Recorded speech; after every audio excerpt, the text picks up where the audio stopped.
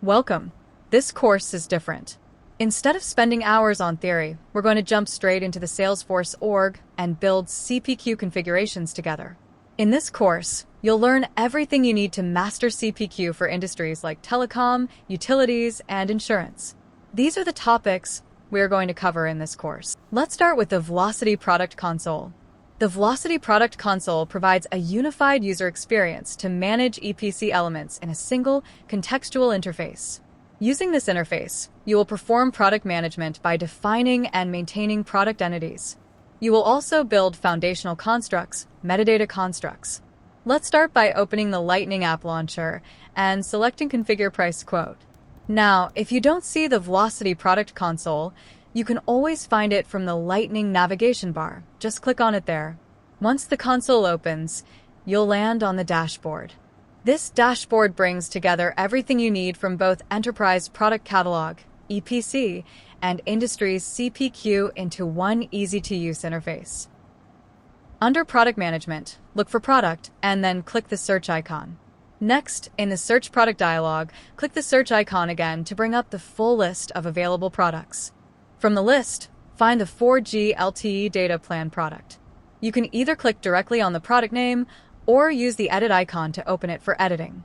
Once the product opens, take a moment to notice the tab navigation bar at the top of the console.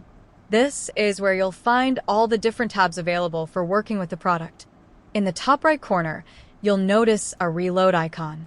Always use this icon if you need to refresh the console. Avoid using your browser's refresh or back buttons, because that can disrupt your work inside the Vlocity Product Console. On the left side, you'll see a list of related items, such as general properties. These interface elements are called facets.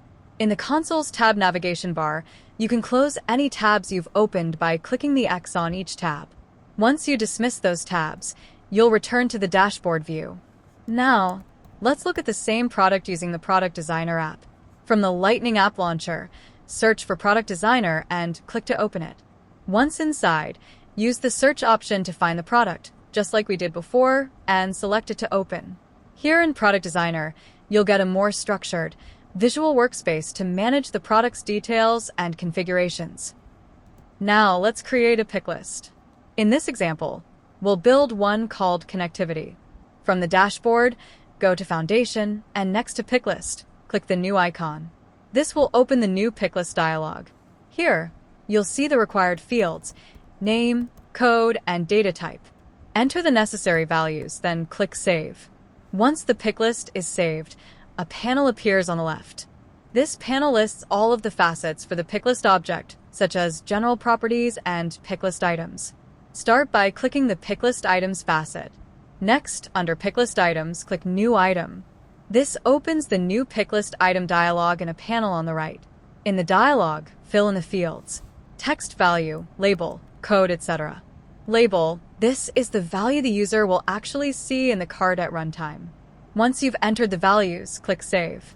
You'll see a green success message. Let's add another item. Again, click New Item, and this time enter the values for GPS cellular. Click Save. When you're finished, go to the Console tab navigation bar and click the X on the Connectivity tab to close it. We have created two more picklist and items. First one is band type, which has two picklists: item sport and stainless steel. The other one is band color, which has 6 band color options. In the next exercise, we'll put these picklists to work by linking them to product attributes.